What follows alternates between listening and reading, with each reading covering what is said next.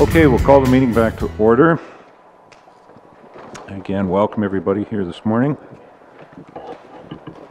I have a motion moved by Don B. Marshall, seconded by Doug Hutchison. Be it resolved that the Council of the Municipality of West Grey hereby returns to open session of Council at 10:10 a.m. Any questions on the motion? All those in favor? Any opposed? That's carried. Thank you. I often wondered what we would do if that one was lost. And Mark, so we're back into open session. Let the minutes show that only those issues that we went into closed session are the only ones discussed. Public meetings, we have no public meetings this morning. Consent agenda. I have a motion moved by Bev Cutting, second by Carol Lawrence. Be it resolved that items A1 to C1 inclusive contained in Part 1 consent agenda be adopted as amended, and further that authorization be given for the actions to be taken as may be necessary to give effect to the recommendations contained therein. Any questions on the consent motion? All those in favor? Any opposed? That's carried. There will be a number of them today because there was all the tenders that went through from Committee of the Whole. So make sure you've got a pen that's full of ink to pass it. And there's just as many went the other way, Rob, but we did all of those tenders on dust suppressant, grass cutting. Well, I guess we didn't do the grass cutting one. The gravel and sand and all of that was through, so they're all there. Very good. In the agenda there's future meetings. So we will be having a planning meeting, Mark, on the 14th at 1 o'clock. Very good. Communications from Mayor and Council. Are there any communications from any of the council members you would like to bring us greetings from? Councillor Lawrence. Carol? Just to report a successful, I would say, conference that we attended, Good Roads and Roma. We had, 6 meetings, I think, with the ministry, different ministries. Yes. And minister. I would say the best session of the whole thing was the question period, Michael Smithers' question period at the last session. And the one thing that was very clear made by Fred Dean, because I say this because I know at the library board, at the library at least, one of the members that goes away for the winter, not our council member, but one of the regular members that goes away for the winter wanted to be able to participate via Skype or teleconference. And Fred Dean said it's very, very clear in the Municipal Act that it must be at the place, which is a physical place. You must be present at a physical place. And there was a lot of comments from people saying, well, there's so much technology and so on. But what he said very clearly is technology has not caught up with the Municipal Act.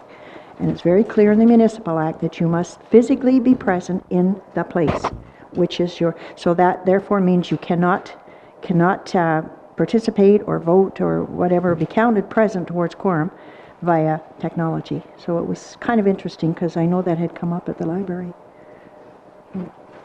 But otherwise, we seemed to have an awful lot of meetings, so we didn't get to too many of the workplace sessions, but they were, as always, interesting and educational. And we had a very good day with Ken Gould, I might say, when he was, I think Kevin reported on this at our Committee of the Whole, but our Ken Gould led the parade with 47 years of service on road work. So that was pretty nice, Ken. Congratulations. Yeah, it was mentioned that Ken's father took him to work for 15 years in his lunch pail before well, he could have got that 47 in, but congratulations to Ken. Yes, Carol, Would like to add as well that we had 2 meetings on Sunday with Finance and Municipal Affairs, being the 2 meetings there, and really wanted to put forward the idea that we needed more, municipalities needed more guaranteed funding through our OCIF and not as much on the lottery base as has been in the past. And it was tremendously well received because by Monday afternoon, when the Premier spoke, she announced that there was going to be an increase for this year, or 2017. It would be doubling again in 2018. So, yeah, I've thought a lot of times that ministry meetings didn't really mean a lot, but man, did we get action there. Just wanted to put that out, that I felt that the West Grey really moved that forward in a very quick and efficient manner. So, well, yeah, but this is a good dream.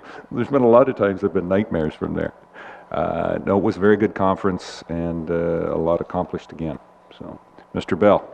Thank you, Mr. Mayor. Yes, you're quite right. A number of us were taken aback by that announcement after having that meeting just the day before. But it might be one of those things that we have tried to hammer that home in the preceding number of years, and it might have been that consistent lobbying by the municipalities in Ontario that might have helped to bring that to fruition. But if you would like to take that credit, Mr. Mayor, you're welcome to it. And quite a little feather in your cap for posterity's sake. Thank you. Very good. Anything else? Any other ones? Councillor Lawrence and myself did attend the Elmwood Chamber of Commerce annual general meeting. I'm going to say Friday February the 26th, was it? 24th, 26th. Chamber had another very good year in Elmwood. Great support for a number of activities within the village that they do. The one interesting point from the group was that they are looking to be a little bit more involved with the community center, and they have put a fair bit of capital into the Elmwood Community Center over the years, and are now maybe looking to get more involved with the operations and help and support the board that operates or looks after the community center, and they're wanting to fill in quite a bit more there. So we'll see how that goes in the future.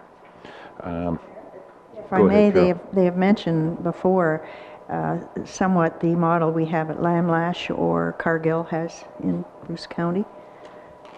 Looking at that model where there's still council involvement, but it's a little difficult since it's a jointly owned facility and 2 municipalities. That's going to have to be looked at as well. And of course, anything that comes forward as recommendations has got to come before both councils. So, Yep. Stay tuned for a little more complicated complication and red tape to go through, but they're looking forward to that. Mr. Hutchison. Doug? Yes, also on the 26th of February, I attended a meet and greet, I guess it would be, you call it, at the Garifaxa Cafe. It was our economic development from the county put on a session there to just sort of meet with the owners and some of the staff from the county were there, and some of our people from the economic development from West Grey were also there, and just sort of to welcome Garifaxa into the community, I guess, and find out what they were all about. So it was interesting afternoon on 26th of February, so that was great. Thank you very much, Doug. And speaking of Grey County economic development and those visitations, business visitations that have been set up, Meredith Verger, now she was married in January, was instrumental in setting those up and working very hard in her job with economic development at Grey County, has announced her, given her notice of resignation, and she is going to go to Perth County. So it is certainly going to be, wish her the best down there, and hopefully we can find, if we find somebody that was half as energetic as Meredith, the job will be done to its level that we required. But Meredith, I think, went above and beyond at all times, and she is going to be missed, but we wish her good luck in the future, whether it be with Perth County or wherever she does end up going. So, anything else? Anybody? Very good. Then, delegations, we have none. Business arising, and this was the minutes of the December 14th, and I believe we had those pulled, and Carol, you wanted to speak to that, so we'll deal with the library minutes from December the 14th. Carol? Yes, thank you. The section I want to deal with is the report from the West Grey Library's facilities review. And I want to point out that sometime earlier in the year, in the fall, in the minutes that came in from the library, that they were forming this facilities committee, and they were going to do semi-annual inspections of the buildings and so on and so on. And the discussion at this table and the direction to our representative on the library board was that that was not in their mandate. Those were buildings that belonged to West Grey, that we would have our own staff inspect them, and if they had a problem with anything, they were to let West Grey know. Now, it appears as if they went ahead anyway, even though they were told not to do it. They've gone ahead and reviewed all of these and inspected all of these libraries. And I have to say, by people who have absolutely no experience or knowledge to do that kind of inspection. People on the librarians and people on the board, different ones. And I really have a concern, because it was clearly said that they should not do this. It is West Grey buildings. We will conduct them. Let us know. And I'm hoping that our Don took it back, because that's how he was directed. Anyway, they've taken it on themselves to go ahead, and I am appalled by the list that they've given us here. And I'm also, now they have it in writing. And some of these things may not be correct, just like the mold that they said was in Ellenwood. It may not be correct, also because they're not qualified to give that sort of a report.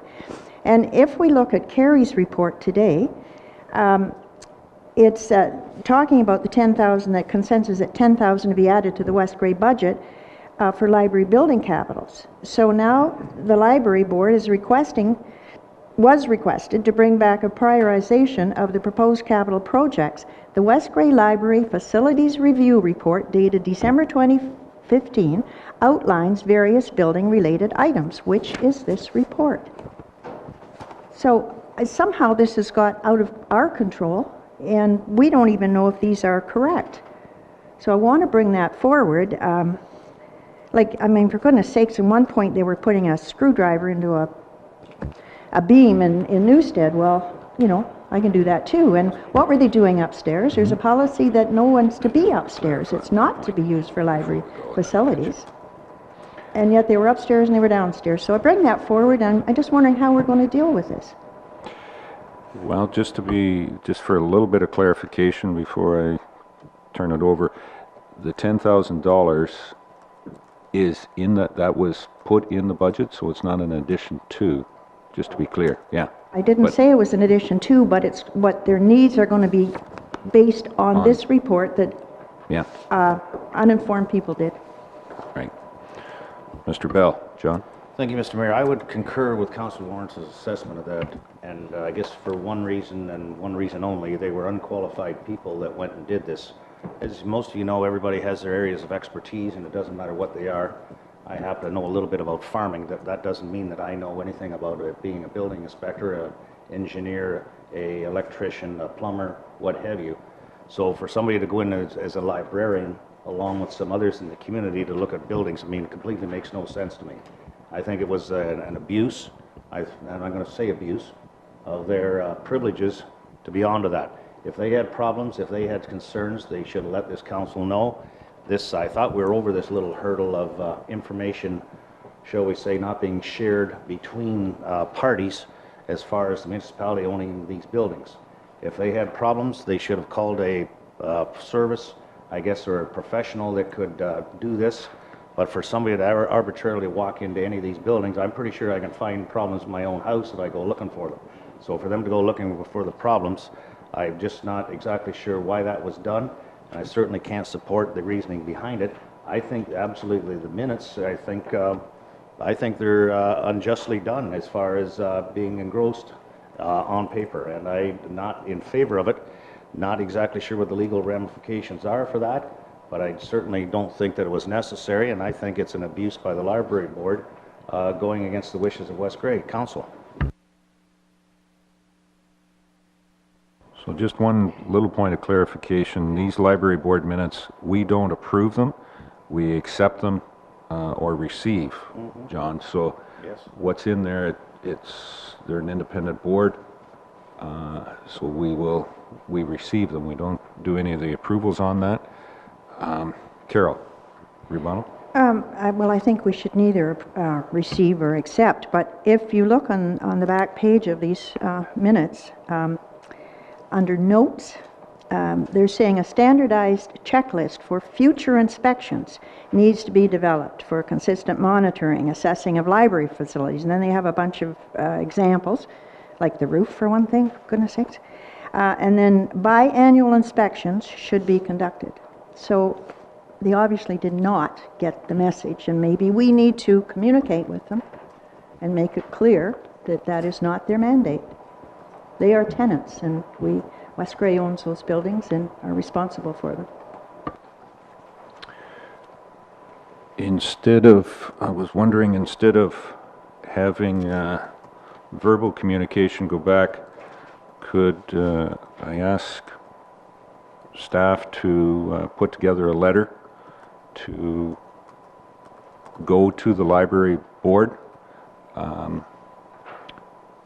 with our understanding of the mandate and give direction on where the responsibilities lie? I certainly would like to have I think that this council wants to have a good relationship with our tenant, and if there was a broken window or something, please notify us and we will get it repaired very quickly. But coming up with the idea of identifying and prioritizing and giving us the absolute solution. And I'll use one example from myself. In a business project that I was involved in a number of years ago, an individual came up with the idea that we did need, that the place needed new windows. And even come up with what the cost of the new windows and everything was going to be. When it was investigated, it was not the windows that were the problem, it was just a bit of caulking, as a professional came in and said, the windows are quite fine, you just need some caulking around the windows here. And for $4.99, I'll buy a tube of caulking, and for a few extra dollars, I'll even do the caulking for you. You don't need the replace all 6 windows at $500 a piece. So I think that that being one of the situations, I would rather have experienced individuals, qualified individuals. If there's things that are identified, please tell us, and we can investigate and find out whether there needs to be a remedy and what the remedy will be, and supply the capital to fix identified problems in our buildings. Would that be good for council? In agreement? Larry, I'm looking to you to put it forward, and it'll go as a council, but help me draft up a letter to that nature. Okay. Don? Well, I Mr. believe Marsh. that was the intent of the Facilities Committee, is to help Kim out, to keep track of the buildings, whatever the committee felt was wrong, like if there's a roof problem or furnace problem and help council out to maintain their buildings. And we weren't going to tell them where the repairs should be. We're just going to give you a heads up, probably to alleviate what happened in Elmwood. So that if we seen something wrong, that we would, the facilities committee was going to go take it to the library board, and the library board was then going to hash it over and say what's the next step to this procedure.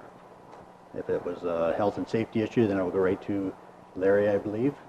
And if it was a just a roof problem or a furnace problem, then the information would go to council. And they could deal with it however they felt was appropriate. And that list, I was not on the tour that they went over and put the screwdriver in the beams, but they might have overstepped their bounds there, but we're just starting this process, and you hit a couple of bumps in the road, sometimes you just start a new process. Beth? But the process shouldn't have been started in the first place because you were directed by council not to do it. The council would take this on as it's our facilities. And this is how the whole scenario started with Elmwood. And so we're gun shy about this because that's how it ended up getting closed down and with no reporting from the library board, et cetera. So I believe that library board should have taken our wishes as to not do that and to come back to us, and we would send people out if there was an issue and not just overstep the boundaries of what council has stated and just go ahead and do it. That's exactly what happened in Elmwood, and that's how we got into the big mess we were in.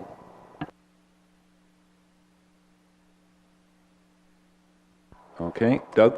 Yeah, and I agree. I think, like I don't have a problem with inspections, but I think we have a council member on that board, and so I think he should be involved. And also, I think it should be a staff member that goes around and looks at some things. And if there are some issues that prevent them from doing their job, then that's fine, and we need to look at that. But I mean, as far as the wish list goes, and I mean, it's like everybody else in your house, there's some things that you probably could fix, but they don't necessarily have to be fixed. So I think it's important that this was to be done with us as a municipality being directly involved when they go around and look at things. And if there's a big issue, then yeah, we need to fix it. But I can't see.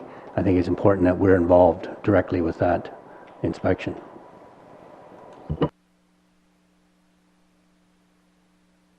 Okay, anybody else? Carol? One more. Well, I just want to say, even on the inspection of the Ayton branch, there was a person who wasn't even on the library board that was part of the inspection team. That really isn't appropriate, to have somebody at large come and inspecting our buildings without even knowledge of the council.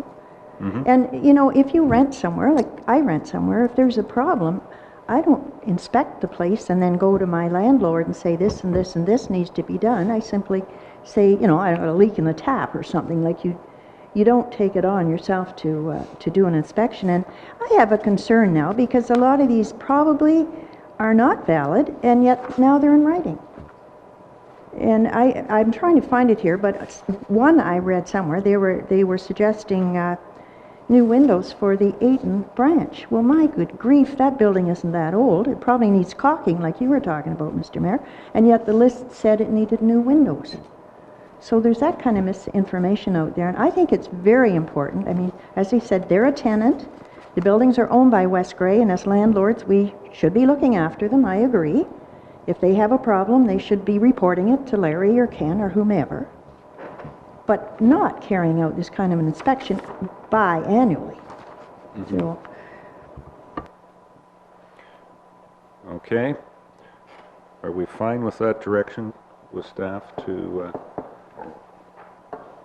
develop a more congenial understanding of direction and operational issues with our buildings? So Larry will look forward to, in the next couple of days, we'll put that together, put it out to council, and deliver it to the library. Okay? Anything else on those, the library minutes. Very good. Do we need a motion to receive them? No. All right. Carrie, I believe we're down to the Director of Finance, Treasurer. Get that all out. And the first one is the accounts. And is there any questions, comments on the accounts?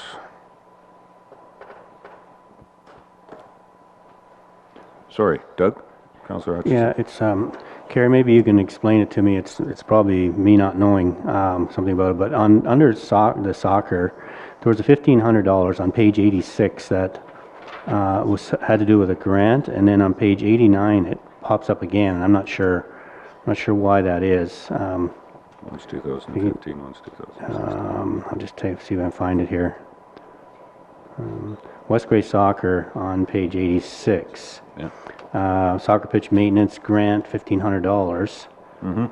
But then further down, that comes there's up. one with other one, and Sorry. I think Carrie's got the answer for you. Oh on yeah. that. There Okay, is sorry. two of them in there. You're Okay, correct. Carrie, go Yeah, ahead. one was set up as an accrued, it was for 2015, and then the next one is for 2016, which is Okay. our current year. So that's why it's in two different locations on the accounts, because the accrued, it shows up grouped together now that we've sort of gotten into trying to close off the year end, so any of those others get set up, but it's for two different years. Okay, I thought there must have been something to that. Thank you. Yeah. Okay. All right. I do have one other one. Go ahead. Page 108 is the Elmwood Hydro, page 108.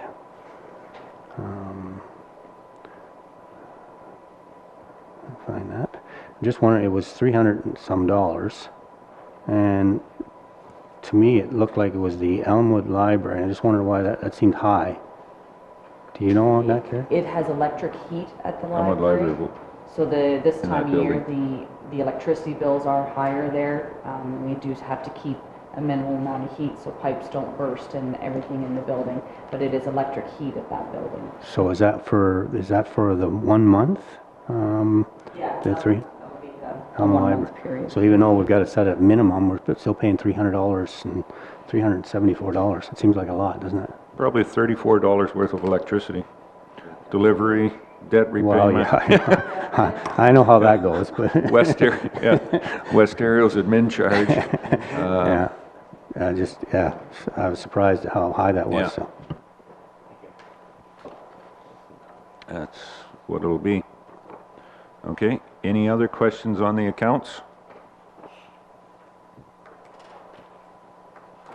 Then I have a motion moved by John A. Bell, seconded by Rob Thompson. Be it resolved that the Director of Finance Treasurer be authorized to pay the accounts presented as voucher number 5, 2016 of the Municipality of West Grey in the amount of $412,504.71.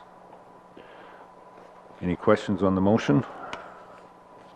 Call the question. All those in favor? Any opposed? That's carried.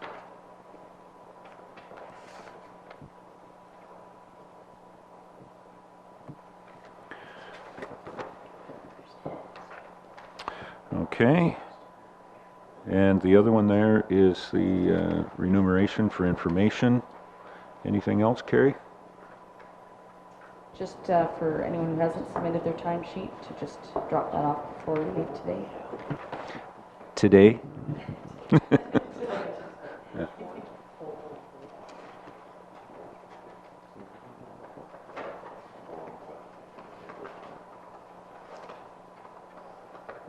Oh, sorry, did I miss something on the library? I'm sorry.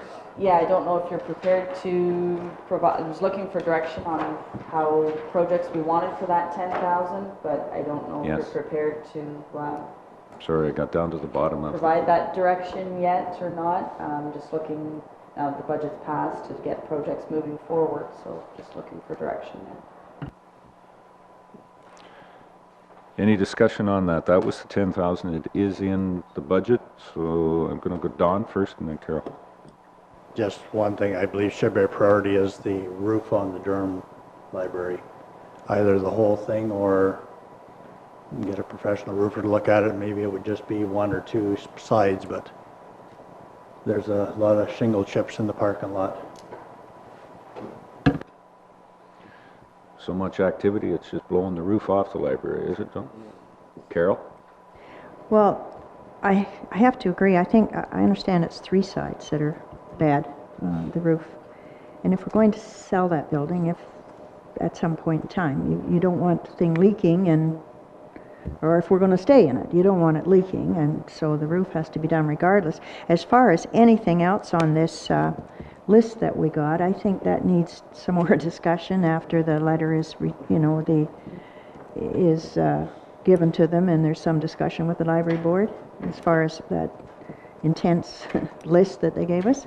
But the roof, we know, and is outstanding, and that's probably enough money to do it. I don't know. But, I believe that we did have somebody, staff, look at that and have got a price for that. Larry?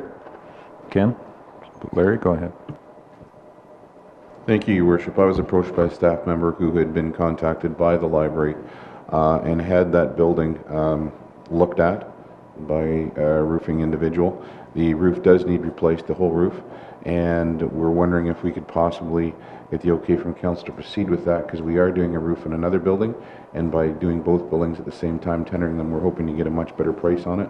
I was waiting for a bit of information before I brought that report forward, but it's here now, so I verbally advise you of that fact and seek direction to be able to do that. And that, just the preliminary estimate, 75, 6,500, 75, 5,200? Yes. Well, this is it. That was just the estimate. There was a bit of snow on the ground, and I don't think there was a whole lot of work done up on the roof, but it was just from a ground level estimate. But yeah, it was in that 52, 5,300. Is there, and I guess a recommendation would be required, or Mark, you were fine with direction on going ahead with getting the quotes for, or sending an RFP out? Would we have to, not necessarily tender, but put that out with because it was one of the pump houses that we were also putting the roof on, Ken? Yeah, it's 1B down by Tim Hortons there that requires a roof also, yes. Yeah, so that we could include the library in that and get the prices back for us. Consensus on that? Everybody's nodding their head. Very good. Then I'll say that direction was given, Mark, for staff to include the library roofing project along with the pump house 1B. 1B is what we call that one. Okay. Very good. Anything else then? Now I'll ask you, Carrie, anything else? Yeah. Got that direction, that's good. Okay, thank you. And as Carrie said, timesheets for today. All right. Thank you very much, Carrie. We're down to infrastructure and public works. Ken, the first one is the Durham and Newstead annual reports through American Water. Anything else you want to give us on? Both of them are very good reports.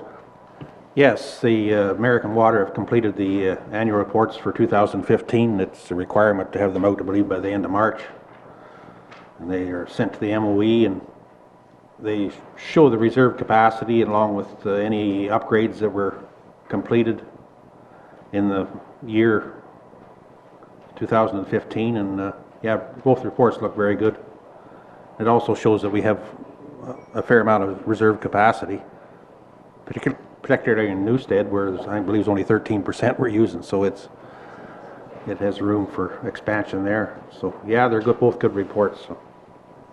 And it is a requirement to bring them forward to council too. Yes, under the legislation, this is where either the buck stops or it's dragged out of our pockets. Any questions or comments on the reports? Other than we're doing a very good job of it, and say thankful to American Water for looking after it, managing it. Doug? Just a question about the, there was some signage that they requested in Newstead, right? Has that been done, Ken, or are we planning on doing that in the spring, or how's that working? The signs are up, Doug. Yes. Yeah. Okay. So that was for our information. Any other questions on that? Move down, chlorine pumps was in one of the budgeted items. Ken, do you got anything Yes. further on this? In the capital budget for the Durham water system, we had the replacement of the chlorine pumps in the 2 pump houses. They're, I guess they're over 10 years old now, and they're started to give some problems along with the plumbing and the electrical boxes. So we've got a quote from the company that does that work for us, and it's just within budget. That's very close to the budget line, so I certainly recommend we move forward and get these replaced, because it requires extra hours when they fail, when everybody's gone home or whatever. And with the new system they'll have here, if the one chlorine pump goes down, then it'll automatically go to the other one, because there's a chlorine pump and a backup pump for each system. So, so this will certainly help with the overtime hours too that American Water sometimes put in. Okay. Anything further before I introduce the motion? So I have a motion moved by Don B. Marshall and second by Bev Cutting. Be it resolved that the Council of the Municipality of West Garry hereby accepts the quote from Metcon Sales and Engineering to replace the 2 chlorine pumps, plumbing, and panel boxes in pump house number 1B, and the 2 chlorine pumps, plumbing, and panel and boxes in pump house number 2 at a total cost of $14,955 plus applicable taxes.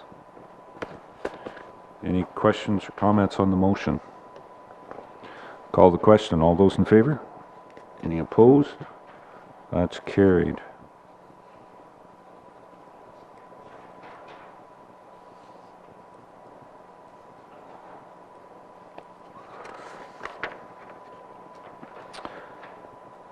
The next one, Ken, is on the attachment for the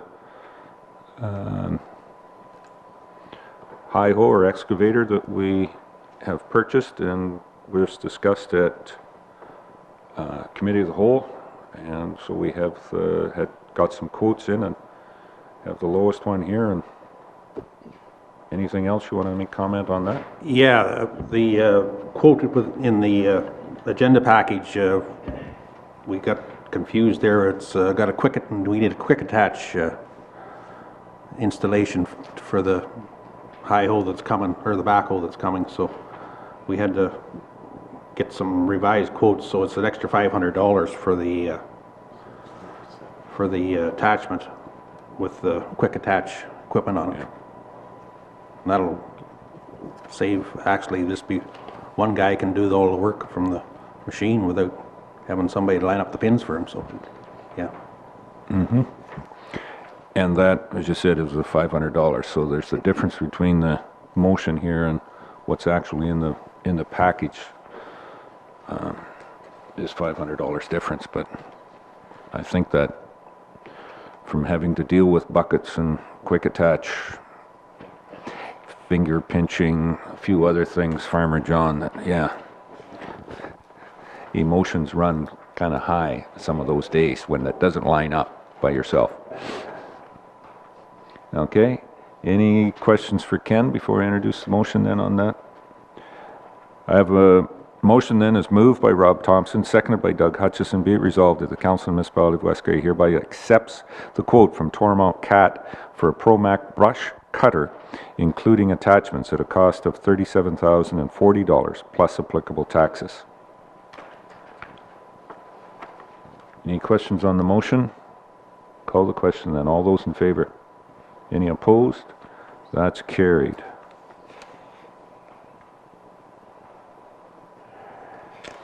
Okay. And the next one is for signs, signpost tender. To restock the inventory. Any comments, Ken? Yeah, I believe we have 2,300 signs out there in West Grace, so from time to time we do require new posts, and there's more signage going in all the time, it seems. So Tim is informing me we need some more signs, so he's got 3 quotes here, and the lowest one is from Maximum Signs. They drive the 4-foot post in and then attach the 8-foot post to the, bolted on to the 4-foot. That's the reason why there's 2 different measurements there. 2 lengths. Yeah. Okay. Any further questions or comments from Ken? Pretty straightforward. I'll introduce the motion. It was moved by Don B. Marshall, second by Bev Cutting. Be resolved that the Council of the Municipality of West Grey hereby accepts the quote from Maximum Signs for 150 8-foot posts and 150 4-foot posts and 150 mounting hardware sets at a total cost of $5,250 plus applicable taxes. Any questions on the motion? Call the question. All those in favor? Any opposed? That's carried. There you are, Mark. Anything else, Ken? That's all I have at this time. Any questions, Mr. Bell? John? Thank you, Mr. Mayor. Ken, I don't have a copy of your suggested budget right now, but we always have, you always have a line item in there, $25,000 or $30,000 for roadside brushing this year. Is it in there this year, recognizing we have many needs, even though we're getting our own machine with our own brush cutter? Do we still have that in there Yes, it's still in there, John, yes. for this year? Yep. Okay. Thank you. Okay, Don. Mr. Marshall? I noticed there's no tender approval for the grass cutting this year. We're gonna use this new brush cutter to cut the grass? We just had the one quote, Don, for the grass cutting, and I was just going to do some, it's from a company that we haven't hired before. I was just going to do some background research before I bring it forward to council, but I will here probably at the next meeting, so. All right, thank you. Okay. Okay. Anything else for Ken? We've got, just to note out there, we probably will be starting, or if we haven't already, with half-load season is on. And with the weather coming the way it is this week, it might be a good idea. Yes, they were putting the signs up last week, so I believe they're all up now on the paved roads. Yep. So. So Yeah. just for those trucks and whatnot that are out there and individuals, please help us out as much as you can by staying off the roads when they're in a soft and vulnerable position. Okay? All right. Thank you, Ken. We're down then to the clerk's report. And Mark, the first one is on the Elmwood Fire Department. The Joint Board are looking for a discussion around dispatch services. And please note that about 1:38. And Mark, you'll note that Mr. Thompson has declared a conflict. Anything else you want to add other than what's in the package, Mark? I believe it's self-explanatory. The Elmwood Joint Board of Management has recommended that both Brockton and West Grey terminate the services of the Owen Sound Fire Dispatch effective September 30th due to the recommendation of transferring to the town of Tillsonburg. And there will, if there's a resolution passed by council to give notice of the termination, and if they're supportive of transferring to the town of Tillsonburg, you'll also note bylaw 18 of 2016 does have an agreement with the town of Tillsonburg regarding fire dispatch services, and again that would be effective September 30th of this year. Okay. Questions before we start? Chair of the board, Ms. Cutting. I just have a question. you want to turn your mic on there, Bev, please? There was a Thanks. concern about switching at a separate time to the Brockton Fire Service. Brockton has gone to this dispatch service also. The Tilsonburg Dispatch Service asked that we switch at the same time, and since Brockton has already given its written notice to dispatch, Owen Sound Dispatch for a June 30th switchover, Tilsonburg has asked that we actually switch on June 30th with Brockton because the cost and just doing everything together is a whole lot cheaper. And how they're going to deal with that is that even though we have to give 6 months notice to Owen Sound, which would take us to the this particular date, that Tilsonburg will not charge the Elmwood Fire Service for dispatch until the contract is completed with Owen Sound. But the cost to them to do the switchover is much less if they do it together. So we will actually on June 30th, July 1st, be dispatched by Tilsonburg, but at no cost to the board or West Gray until the September 30th contract is up with Owen Sound.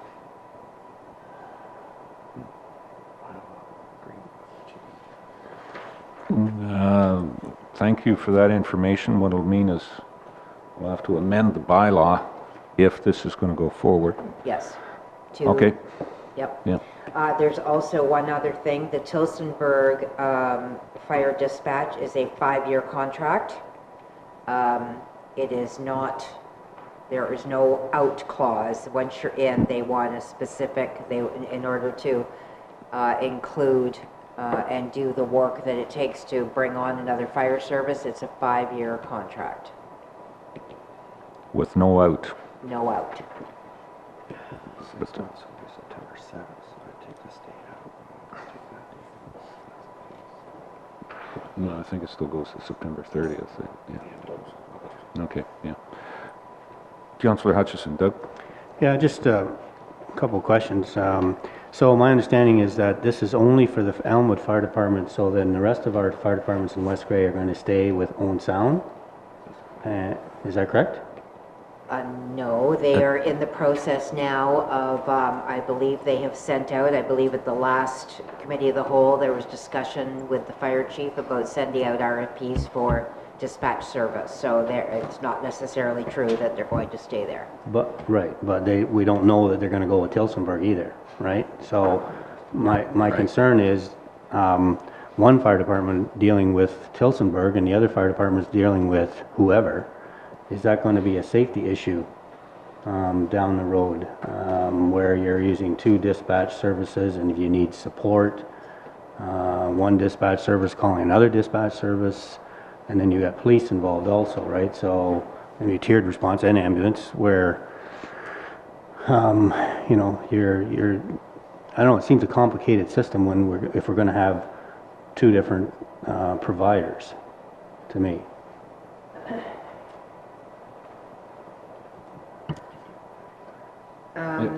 I don't believe it will be a complicated system. I believe that when the RFPs are in for the west of West Gray, I believe that it will be a competitive price from Tilsonburg, and I believe maybe it could all end up in the same spot. I know there are some issues with the Owen Sound dispatch, and that's why this is being done. I certainly think that with Brockton already gone to Tilsonburg, they've already given their notice and gone. Tilsonburg does offer some other dispatch advantages to in the contracts. It seems that they're willing to go to like text message page outs as opposed to, and that's at no charge also, and there are some advantages to going to something that strictly deals with fire.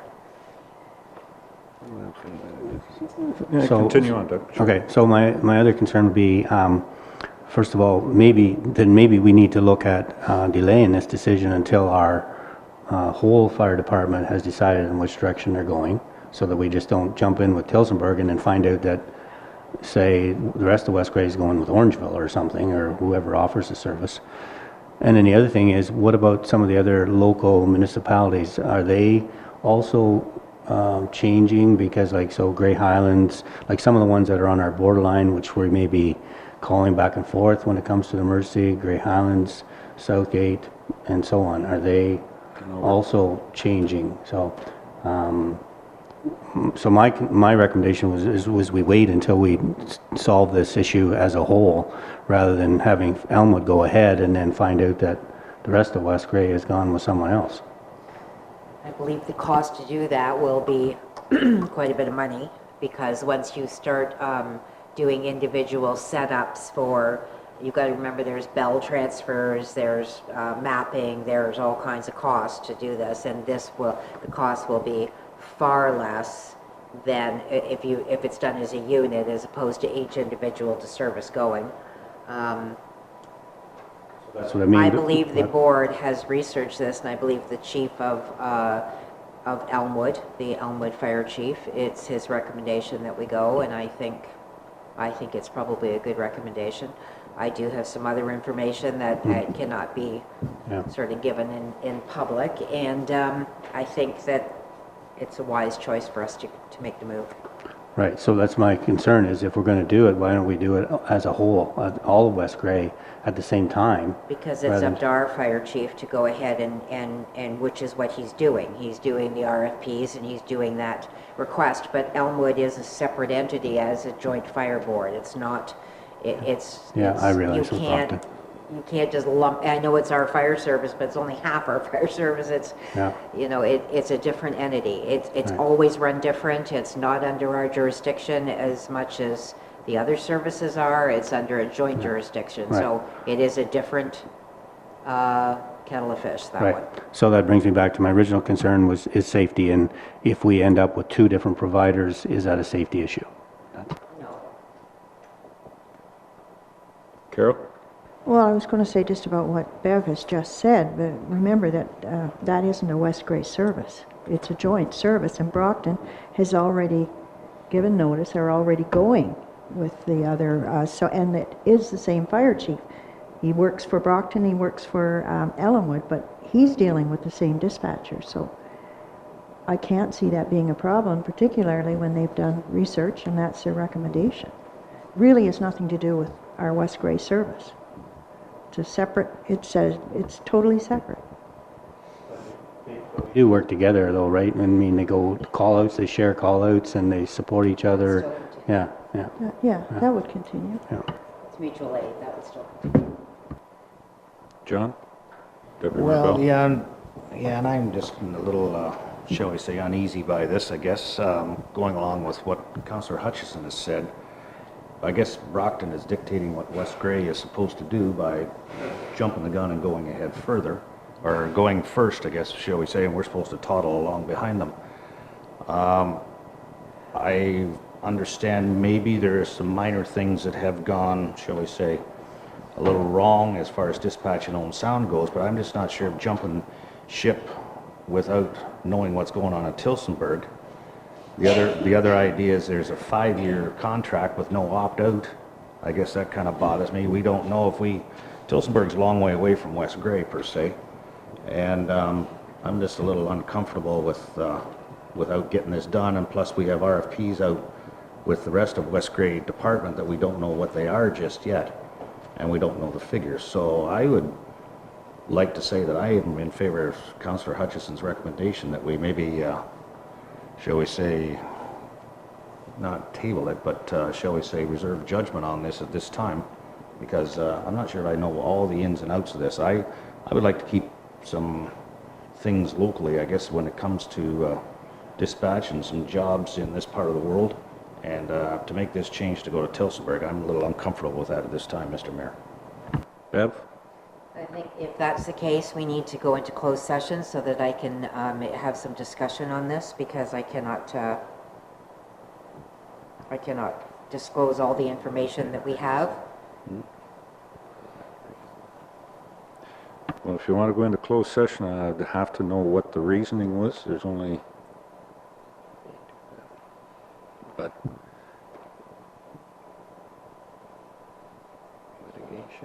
Is it litigation? Is it... Then there's going to be... As you know, Councillor Cutting, it's pretty defined as to why or the need to go into closed session. I'll give you a second to think about that because I had one... have the closed session. Where it might fit. I guess, you know, it seems that part of this reasoning to go with Tillsonburg at this time is because it'll be less expensive for Brockton and Elmwood. But I'm wondering what the expense would be if Elmwood would go with West Grey, seeing as West Grey is exploring the options right now.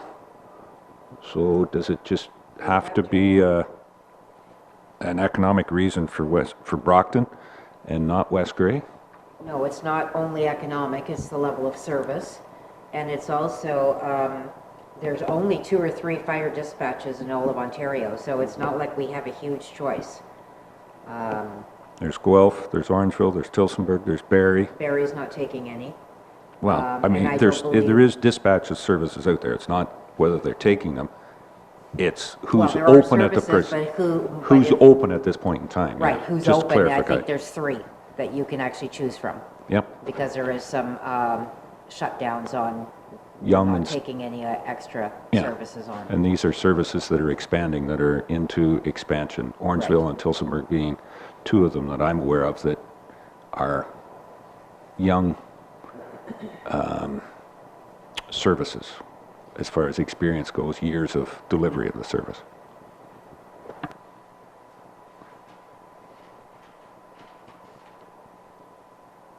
So have we looked at that, Bev, or? Okay. Any other questions while Councillor Cutting is trying to discuss this? Doug?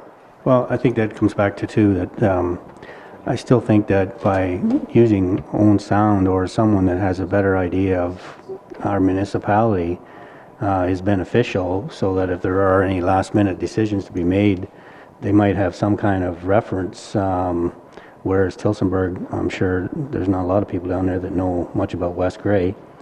And when it's coming from Own Sound, it's also looking at a county. So I don't know, I just think sometimes local people and local resources are going to be beneficial to us.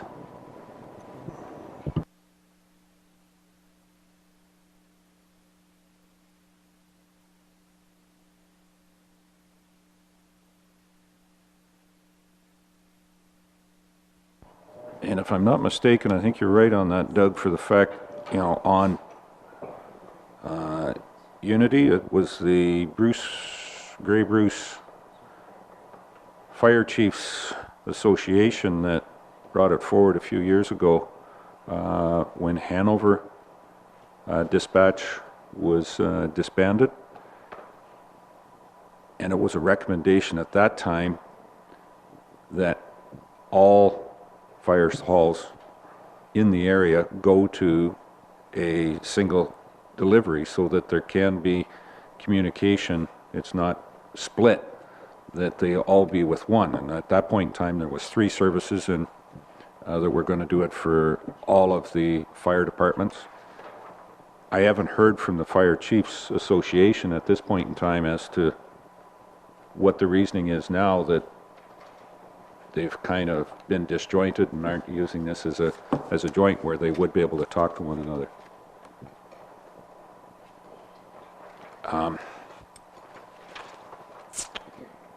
I wish that we would have had a little bit more information ahead of time on this, but instead of, as Deputy Mayor Bella said, being driven by Brockton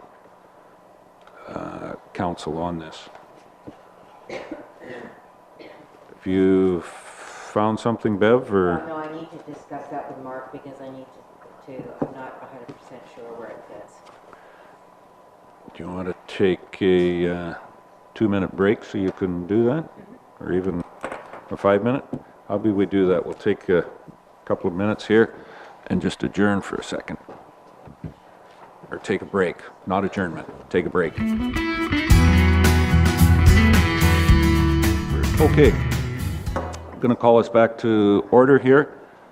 Bev, you were looking, is there a need to go into closed session? No, Okay, Mark has Can you use your mic? suggested that it was probably an open issue if it's just stated in a general term. And I did speak to Phil, our fire chief, and he has received tenders for dispatch from Tillsonburg, Smith Falls, Orangeville, those three. So no matter which way they go, it's not going to be local again anyways.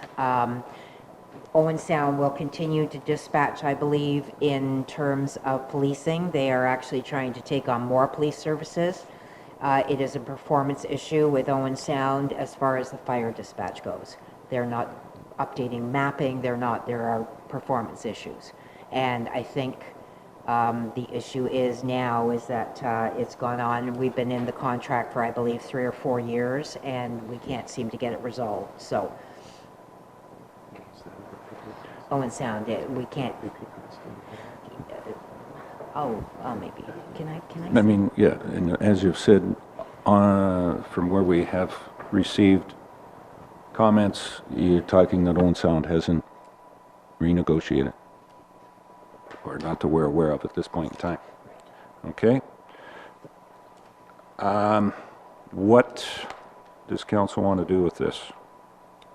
And let me just reiterate too, that Brockton has signed the contract with Tillsonburg for the Brockton Fire Service. Mm-hmm. They have not signed the contract. They're not asking us to just rubber stamp this. They're asking the Elmwood Fire Board has recommended that Elmwood Fire Service be dispatched by Tillsonburg. It is not that they've gone and so we're just following ahead. This is our choice, our decision. This is a decision that was recommended by the chief of Elmwood, fire chief of Elmwood. Just because the one in Brockton has gone, the services in Brockton have gone, does not mean we mandatorily have to follow, but it would only make sense when all of our services are being RFP'd for dispatch services that we make this move. And since the homework has already been done, and our fire chief for Elmwood believes that this is the right choice and the right decision to make. Is there still the majority of the way the Elmwood fire is broken up, the majority of assessment is in West Grey? 52%, I believe. 52? 59. 59. 59.2. It changes every year or something. Yeah, I think it's 59% is in West Grey.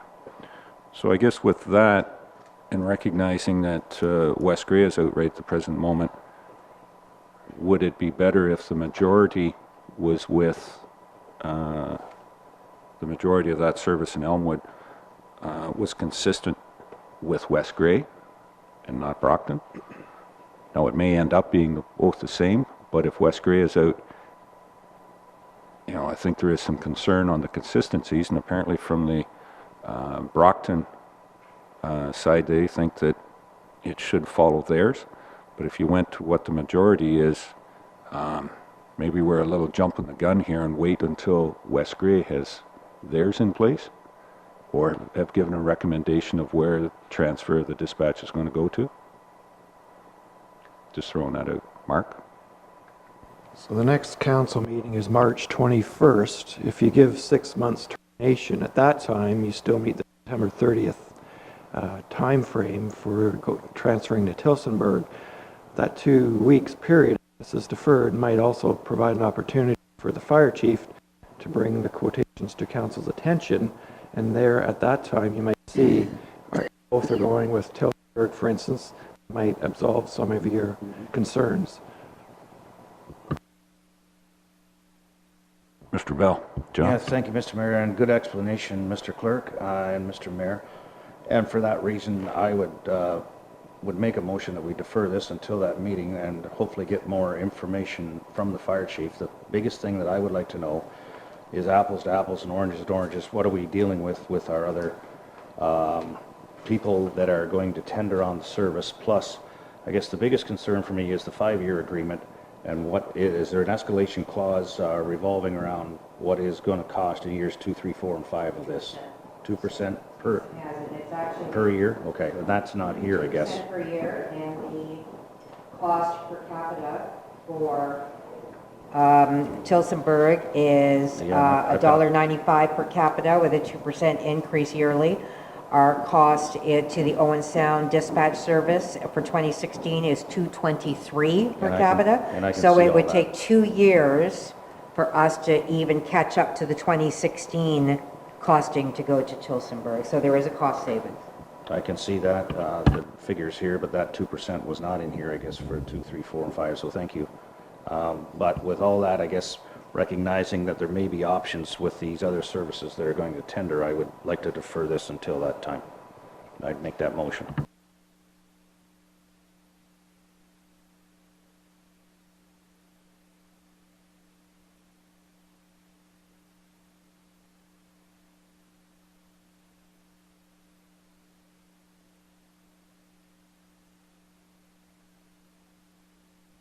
Mr. Hutchison will second that. Mr. Bell moved it to defer to the March 21st. I believe on a motion to defer, you can discuss. A motion to table, you can't. I was just trying to get that through before I said, yes, Carol, go ahead.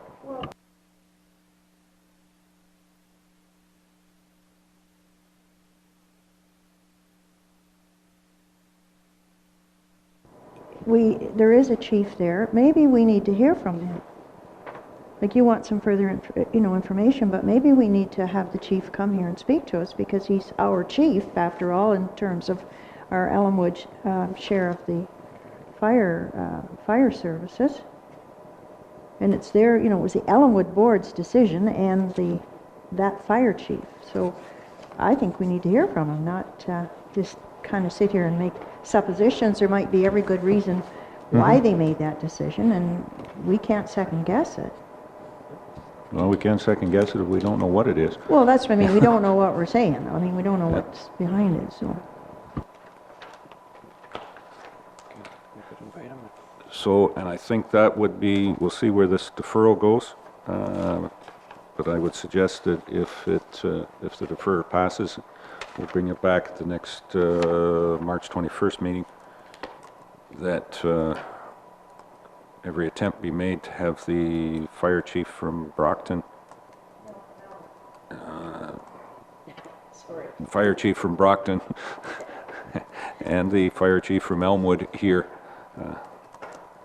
It'll only take one seat to hold both of them. So I have a motion moved by Deputy Mayor Bell and seconded by Councillor Hutchison. Be it resolved that the Council of the Municipality of West Grey hereby defers a decision relating to the Elmwood Fire Department Joint Board of Management item contained in the clerk's report, CR 030716, until the March 21st, 2016 council meeting. Any further discussion? Bev?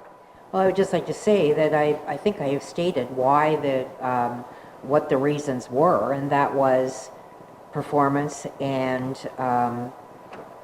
just the questionability of whether Owen Sound is going to continue with fire service dispatch. So I have stated the reasons why they were looked into in the first place. I certainly have the fire chief here, but he's not going to tell you any more than that. That's exactly why it was sent out to be RFP'd 6 months ago, and it was given, council was told that this was going to an RFP. It was in the minutes of the Elmwood Fire Board, and so you can have him here, but that's the reasoning. Same reasoning that West Gray has gone out to RFP. We just did it prior to what our chief did, and so we have an answer, and that's our recommendation. And I guess that's my biggest point, Bev, is, yep, recognize that we're going out for the dispatch service. But I guess I look at it, and it may be a very moot point if Tillsonburg wins the West Gray one. But on that consistency, that's what Brockton is talking about right at the present moment. To be consistent with Brockton, Elmwood rushes off into an agreement with Tillsonburg. If West Gray, in the next week or so, when we get our RFPs back and the chief comes back to council to make the recommendation for the fire department to go, and our fire department, West Gray, is going to Orangeville, maybe it makes even more sense than for Elmwood with that option to come with West Gray and go there. Now, if they end up in Tillsonburg, it means nothing. That's why I would like to see it deferred until we have where West Gray is going, not jumping where Brockton has gone. Well, we have an issue with the fact that we have a fire chief that is also the fire chief in Walkerton and Brockton. So that is, we have to take that into big consideration and not consider the fact that we're just following Brockton. This is an Elmwood Fire Board decision or recommendation.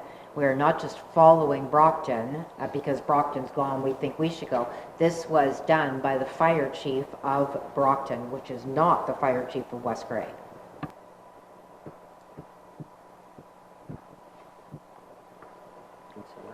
Don?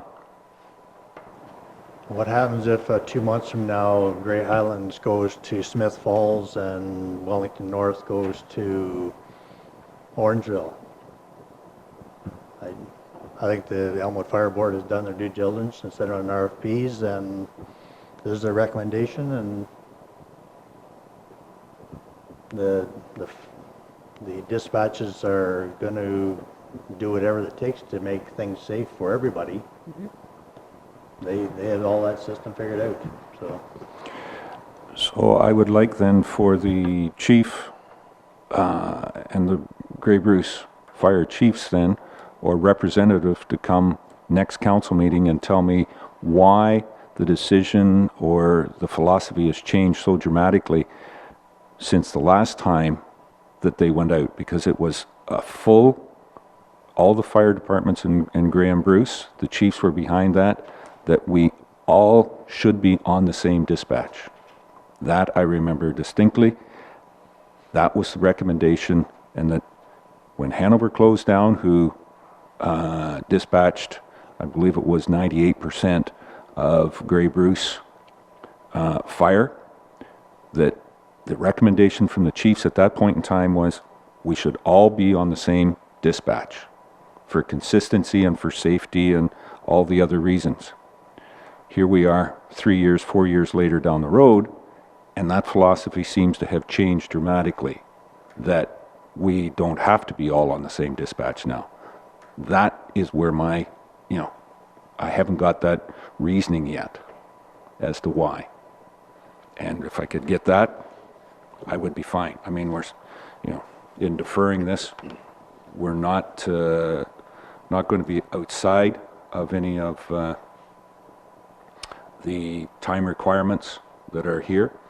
It would be just 2 weeks to get the answers to some of those questions that I haven't got the answer to just yet, as to go forward with Tillsonburg dispatching Elmwood Fire. Mr. Bell. Yeah, and you're quite right. And along with that, of course, everybody knows that we do purchase service from Grey Highlands for one section of Glenelg, and we supply service to Southgate. So I think in view for our neighbors to maybe comment on this, that is another reason for a deferral of this for a couple weeks. Okay. Any further questions or comments? And in this, Mark is recommending, if we're going to defer, to be consistent in here, defer the decision on this, and that the bylaw be included as well too, in deferring until the March 21st. It just wasn't here. Mover and seconder okay with? including that? Okay, we'll make that in here as well, too. All right. No further discussion, then I'll call the vote. All those in favor? Any opposed? Declare that carried. So we're deferred to the March 21st.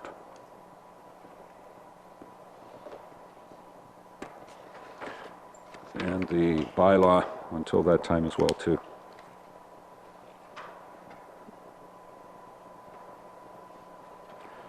Okay. Mark. We got Councillor Thompson.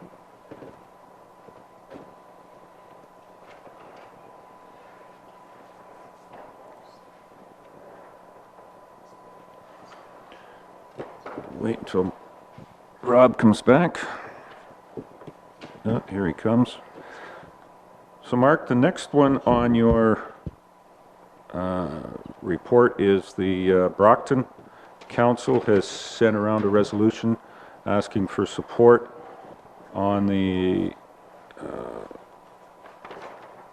efforts by Nottawasaga Valley Conservation Authority looking for funding in their case, in their appeal. Oh, sorry. I'm moving this along too fast. I jumped down to the Brockton one. Sorry, the Southgate's resolution on the municipal wind turbine. No, on the Trespassing Act. I'm having trouble here. Mark, help me out. Mark, it's your report. You give it. I think the resolution, the genesis for it is that the issue of Sunday hunting came up. Yes. And it was subsequently approved by Wellington North Southgate. So in turn, they wanted to increase the fines accordingly. I guess perhaps anticipating there might be some more issues relating to trespassing because of the extra hunting on Sunday, and it wouldn't be necessarily just hunters, but certainly the fees that they're suggesting are substantial, at least in one instance. So just looking for direction from council.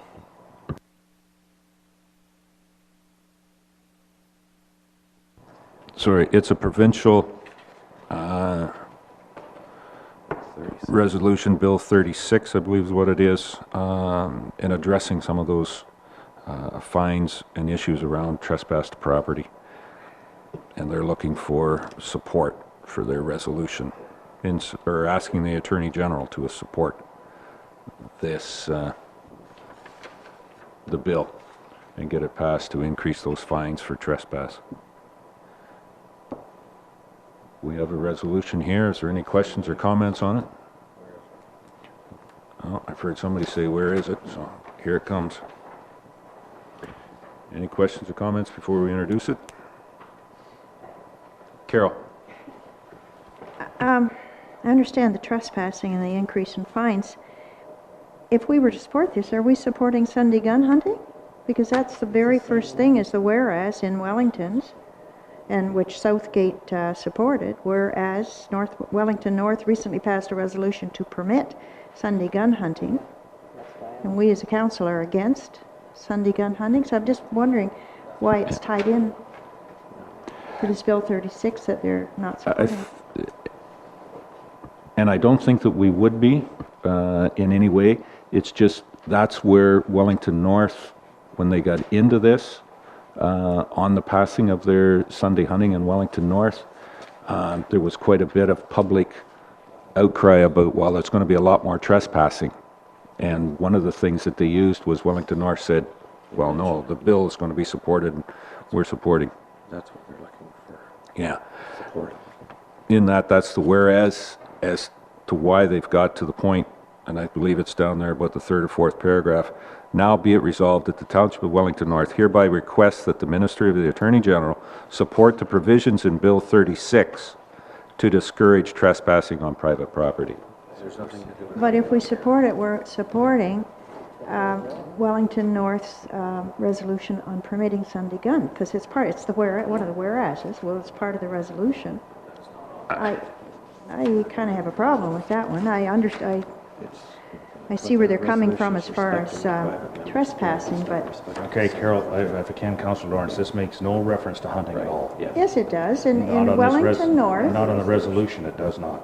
well, it does. Wellington North's resolution, the very first whereas, is speaking to them passing a resolution to permit Sunday gun hunting. On this resolution does not say that. Well, it's to support Southgate, who supported Net Wellington North. But ours is, this motion would be is confined to supporting private members' Bill 36, which is trespass to property, not the Sunday gun hunting.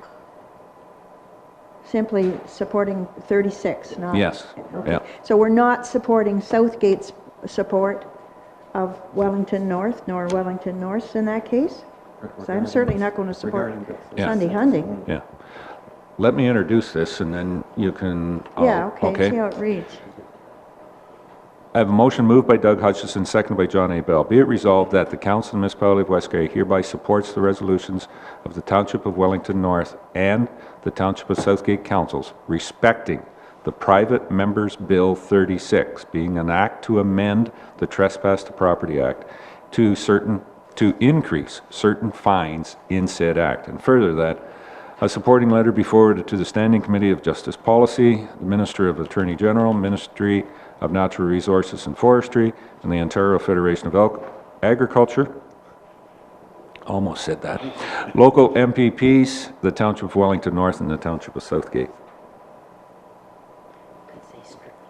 Can we restrict or put some wording in there that around the Sunday gun hunting, that we're not supporting that? Or just strictly to Bill 36. I would say that would be a different, in my mind, would be a different motion because it... Yeah. But you've got, okay, so we're saying supporting both of those municipalities with respect to, could we say with respect only? To Yep, Bill 36? Mark was just saying that, yeah, respecting only private members' Yeah. Bill 36. Okay. Yeah. Mover and seconder fine with that one? That's fine. Okay, so we'll add that word respecting only between respecting and private. Okay, Okay. all right. Any further questions or comments on this?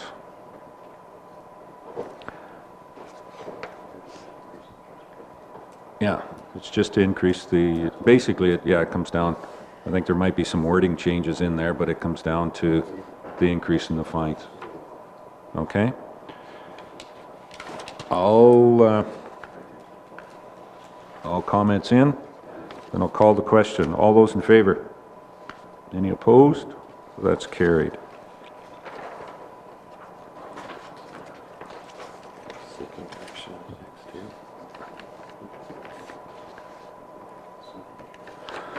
Okay, the next one is the Multiple Municipal Wind Turbine Working Group. And their motion asking for support on stopping acceptance or canceling any of the wind generation contracts that are out there that aren't filled at the present moment. So, Mark's got the resolution. Do you want to? It came this way last time. Send it that way. We'll see where it goes. It's quite a lengthy motion. Don. It's the same as we have, is it the same as what came from the wind multi-municipal? Yeah, Yeah. I think we've copied it word for word there. Yeah. At the last council meeting, we supported one from Wainfleet that is somewhat similar, but this one's got a couple of little more nuances to it. Carol, do you want to speak to it? I would ask council support of this. It's not saying no more turbines, but it is saying until the capacity is actually required. And just as a for instance, just recently, within the last month I think it was, they approved 8 they're going to surround the Collingwood Airport. And there was all kinds of opposition to that, and it is going to, the Collingwood and the municipality over there have plans at that airport to expand. It was going to expand jobs within the airport. It was industry to do with aircraft and so on. And these turbines are very much going to interfere with them, but they just went right ahead. So I would encourage council to support this, as it says, not saying no more, but it says until they're actually required. Right. Okay, any other questions on this? Don? Councillor Marshall? In my opinion, the whole green energy thing is to eliminate nuclear power, or at least get a handle on the waste they're creating. So there's never going to be a need for more energy, for green energy, because nuclear would just keep putting more reactors in place, and so there's going to be there's a changeover period here of 10, 20, 30 years where the energy that the green energy is producing is not needed. But if they're going to eliminate the Darlington or Pickering, one of them two power plants are not going to refurbish, and if they'll refurbish 6 or 8 of the reactors over at the Bruce, but in 50 years when they have to redo them again or less, they might be able to take 4 or 5 of them offline. So they got to ramp this. If they're going to get rid of the nuclear waste, they got to ramp the green energy up, and that's why I'm a supporter of green energy. Carol? I think Councillor Marshall is mistaken. I believe the Green Energy Act actually, and the agreement that was just signed with the province, it supports nuclear as the base. The turbines were supposed to get rid of the coal-fired and possibly the natural gas. You have to have a consistent base for our electrical needs here. Obviously, the turbines, they don't run when it's too cold, they don't run when it's too warm.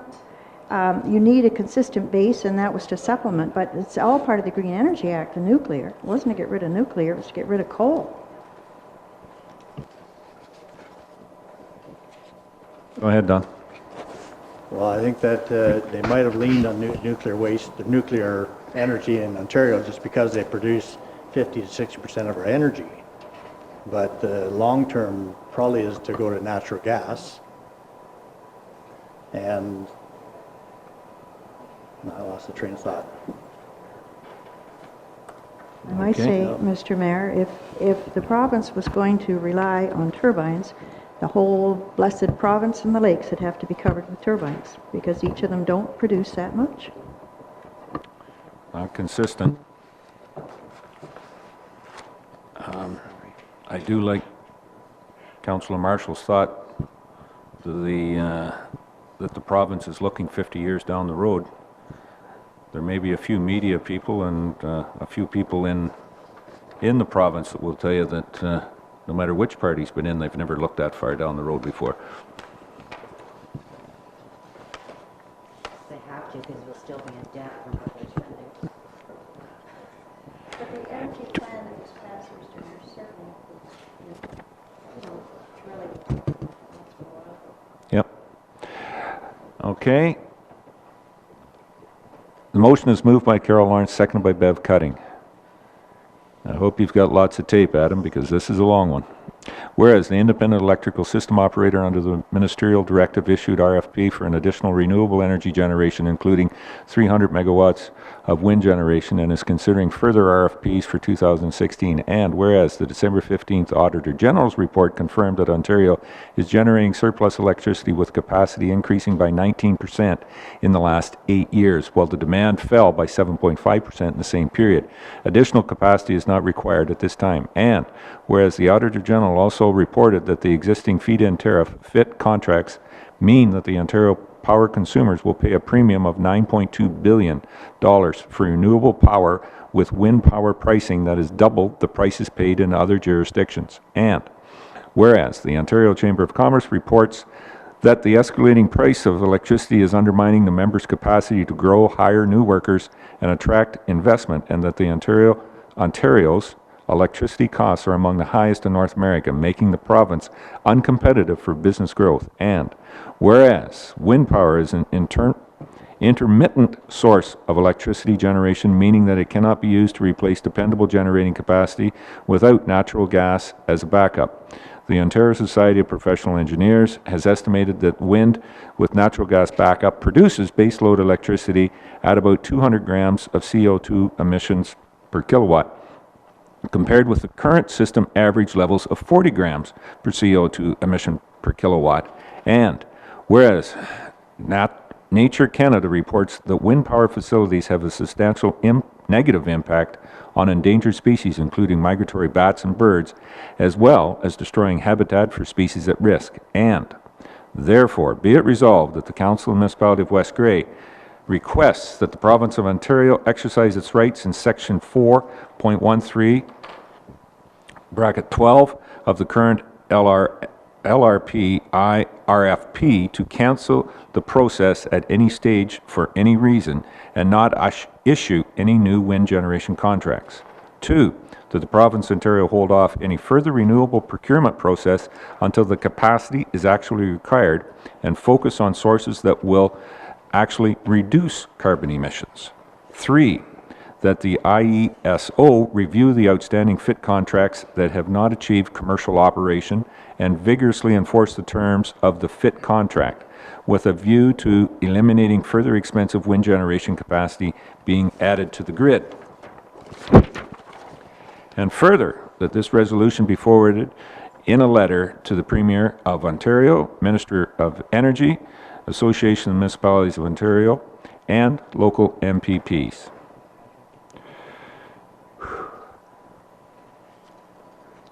Any discussion on the motion? Bev? Sorry, who was it forwarded to? Premier of Ontario, Ministry of Energy, Association of Municipalities, AMO, and local MPPs. What about the MOE?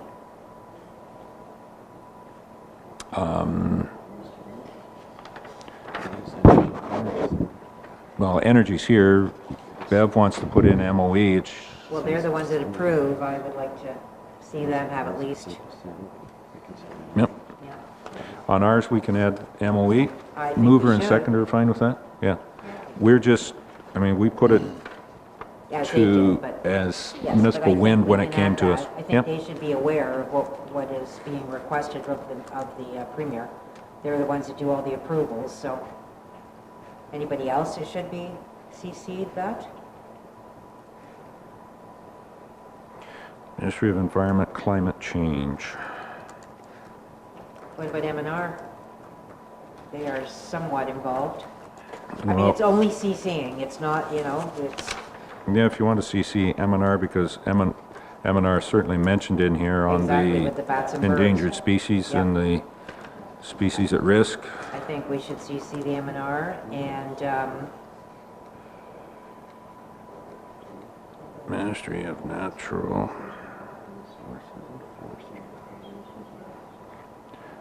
Resources. We have the Ministry of Finance. That was the one I was thinking of, yeah. And Don is suggesting the Ministry of Finance. yeah, I think that's a good idea too. It's costing the province huge, costing the individuals in the province. Just for service delivery of hydro is just gonna go up to the point of crazy. And it's all because we're funding these jobs. So the suggestion has been made for three other ministries: Ministry of Environment, Climate Change, Ministry of Natural Resources and Forestry, and the Ministry of Finance. Any other? I think that pretty much covers it. Okay, any other discussion on the motion? Don? Certainly. We ready for the vote? Mark, I'll ask you to take the vote. Deputy Mayor Bell? Yes. Councillor Cutting? Yes. Mayor Eccles? Yes. Councillor Hutchison? Yes. Councillor Lawrence? Yes. Councillor Marshall? No. Councillor Thompson? Yes. There's a motion carried, 6-1.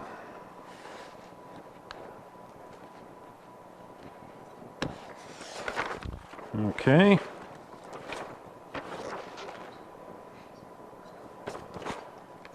There you are.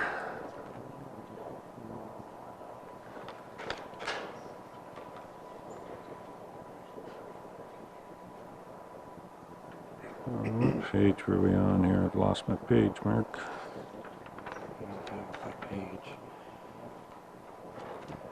There it is, cancel win. Yeah, so we down to the Brockton one now?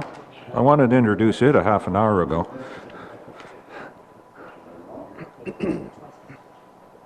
All right. So Brockton is looking for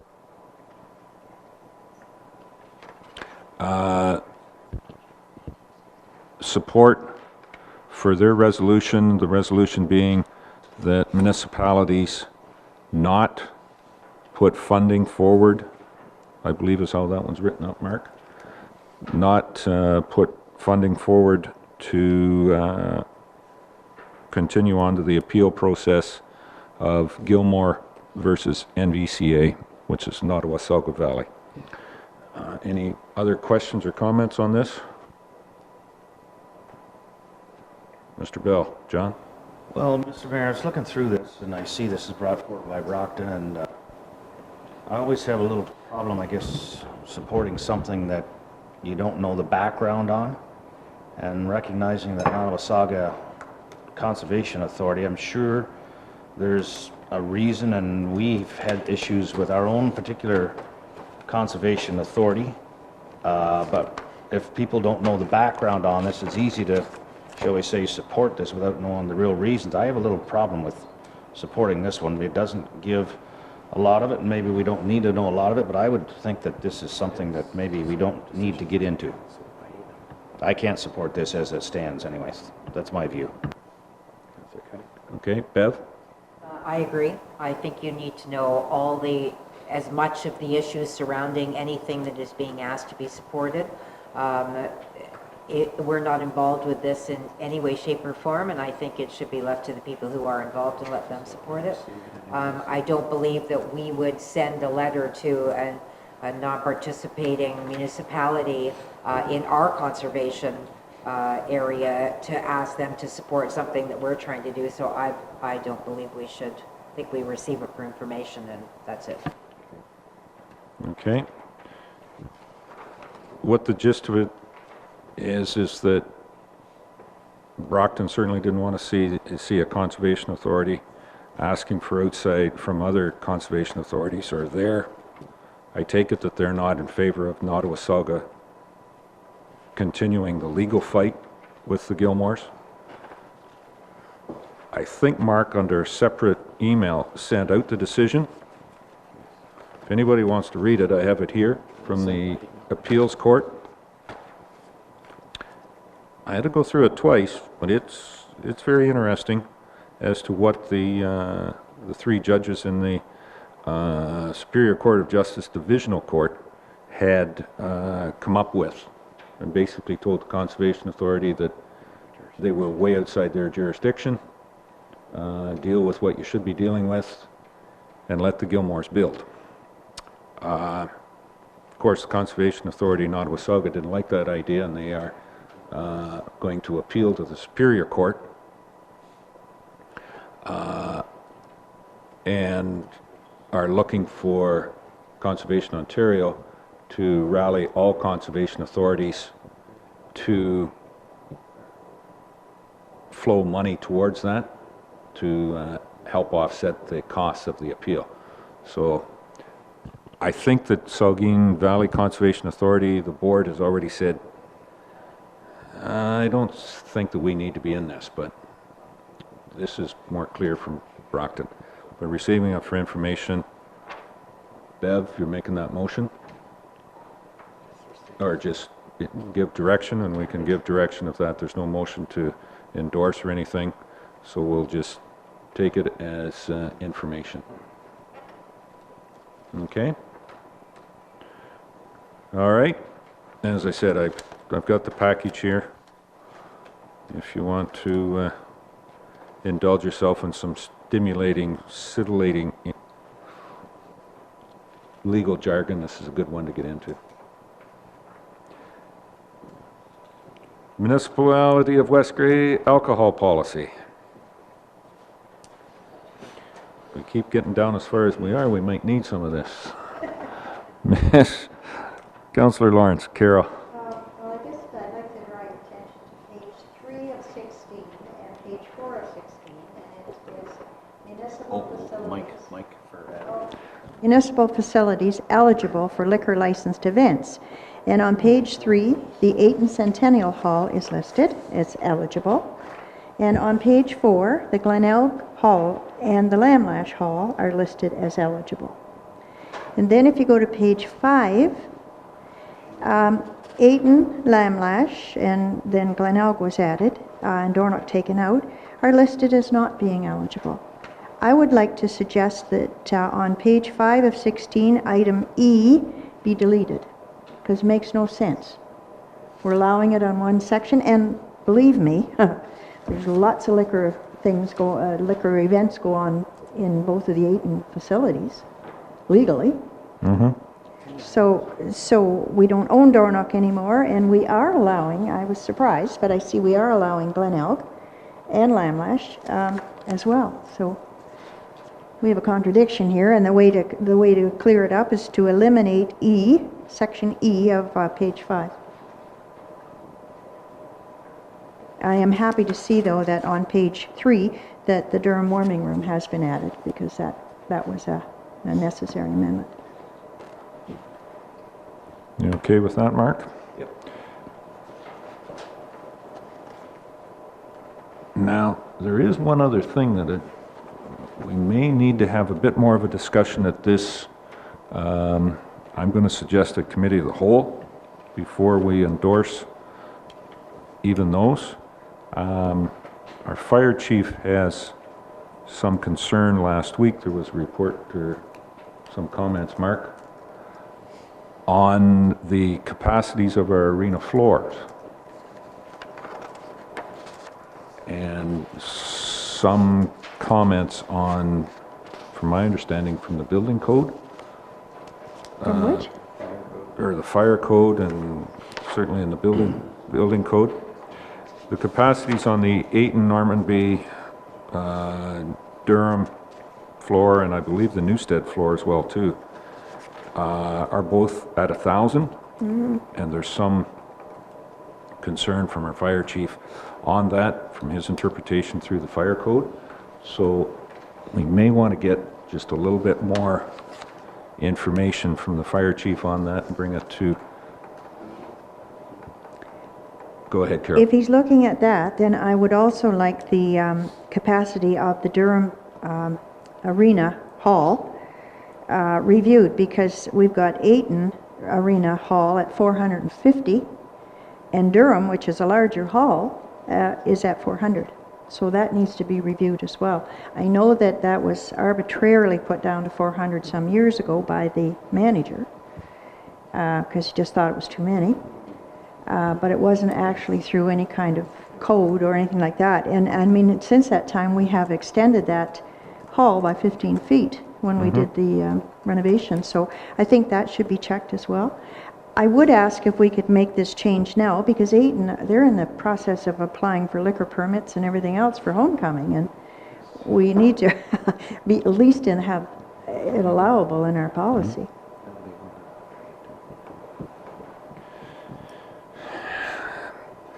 We could deal with the capacity at another meeting if we want to amend it again. So you're suggesting that we pass it as is and then have the discussion further on the capacities? Oh. So, yeah, I was passing the way it is with that amendment. Sorry, Carol. Right. Staff got any problem with eliminating that E? I think it makes it quite a bit more consistent if we go that way. All right. And at the next committee of the whole meeting, I do believe for those liquor permits for the Ayton Normanby homecoming, we'll definitely need some input from the chief, from the fire chief, seeing whether we need to address those capacities or not, or how to address the capacity concerns. Okay? So Mark's going to draft up a motion here on the alcohol policy as amended.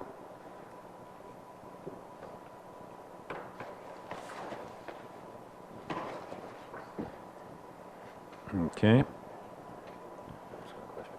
Doug?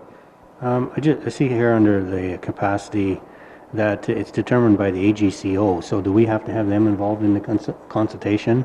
It says with consultation with the fire chief and facility managers. So do we have to get them involved in that if we're going to make changes? Yes, but my understanding is the Alcohol and Gaming Commission has deferred and or, delegated that to your local fire chief. Okay. According to the fire chief. That's according to the chief, so we'll find out. But there's a difference whether it's an event with alcohol or without. There are two different. Without, that's your fire chief and your fire code, but they're involved, or should be, when it comes to alcohol. There is a difference in the capacity. I'm thinking that as well too, Rob. Yeah, and I went through this with the alcohol inspector 2 years ago, and they are part of that. And I believe you're right when you say there's no alcohol involved, then the fire chief has a say for fire safety. But they should be part of this if we're looking at it. And it was the inspector that set the numbers, and originally, Yeah. So I think, yeah, initially it was 450. There's been conversation in the last 5 years in that one, so that should be changed back because it reflects it, so. 10 years. So I think that just one more reason to have that discussion at Committee of the Whole and try and get some clarification and information here. Okay? How you doing with that motion, Mark?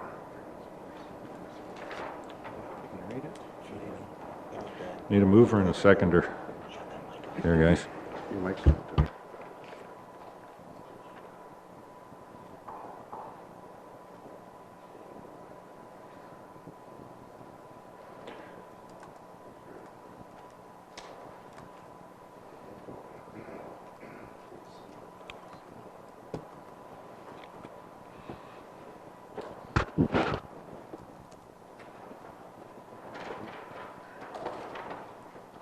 So I have a motion moved by Rob Thompson, seconded by Doug Hutchison. Be it resolved that the Council of the Municipality of West Grey hereby amends the Municipality of West Grey Municipal Alcohol Policy by deleting Section E of the regulations, number 2, municipal parks and facilities not eligible for liquor licensed events. Okay, we're going to delete that E section and endorse the rest of the policy. Okay. No other comments? I'll ask. All those in favor? Any opposed? That was carried. All right.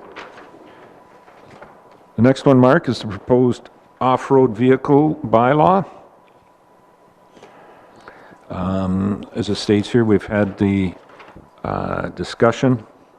I've had a working group together with the stakeholders, and I've gone over it. There's a couple of small recommendations there, or amendments to our to the bylaw as it stands. Yeah. And and the police have, it's been circulated to our police force that would be working with this bylaw, enforcing it, and they feel comfortable with it going ahead as written. So we do have a motion, Mark. Oh, not yet? Okay. Go ahead, Mark. So if council is supportive of the changes to the existing bylaw to update it, what I would suggest is if I could send it through to the Ministry of the Attorney General's office for review because there's the set fines fee in the bylaw. And I try to do that each time when I do have a bylaw with set fines. I send it ahead of time to them before it's approved. They'll review it. They're very good to review it for us. They may make some suggested changes, and then we can incorporate that, and then we can, if council wishes to pass it, then I have to send the set fines through for approval.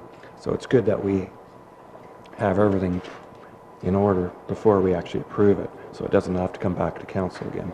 Okay. Okay. So unless there's any other changes that anybody sees to it at this point in time, and I don't see any. Oh, Doug? Sorry. Just a question. So I see that we are allowing ATVs to go on our Park Street east from Aspen to Concession 1. That'd be correct, yeah. Okay. Yep. Okay. Anything else? That was probably the biggest change. I mean, we've had it on a trial basis for a year or 2 years? A year? Yeah, and then there was just a slight change in the times in there as well too. And the types to make it consistent with the provincial policy or provincial laws that expanded those uses. Okay? All right, that's it for your report, Mark, unless there's any more questions of Mark? How much more have we got to go through here? So Mark is suggesting that when we have the building fees and a few other things in here, do you want to adjourn for lunch? Because I think lunch is here. And be back, let's take a half an hour. Try to be back at 12:45. All right? We'll step aside for lunch.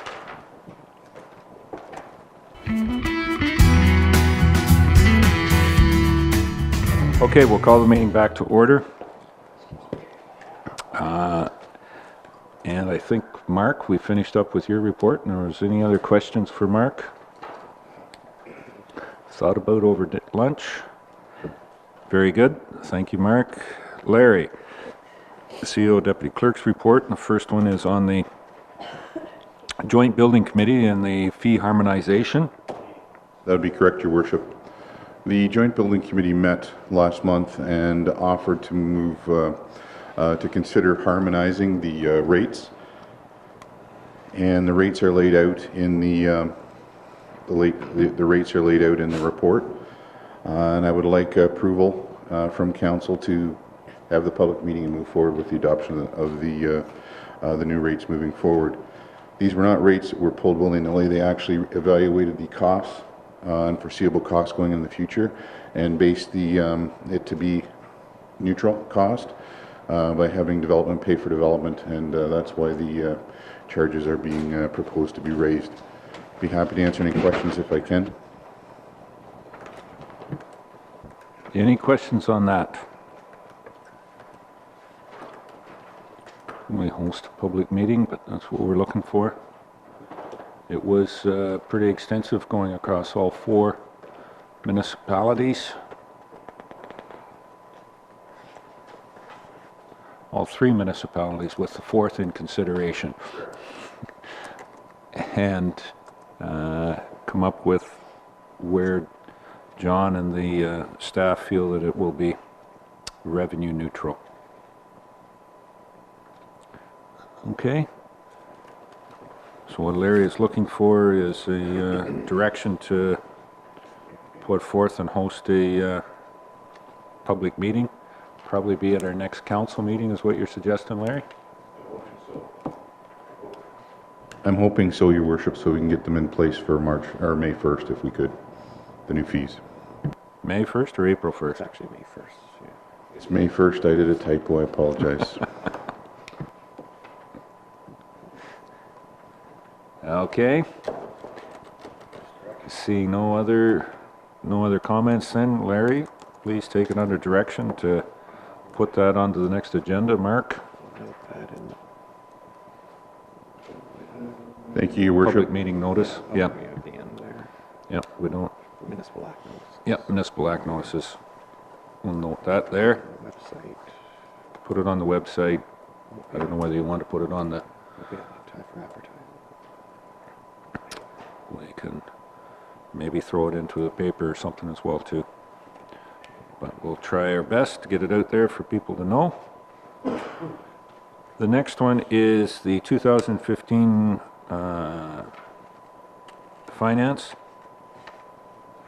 financial and reconciliation from the Joint Building Committee.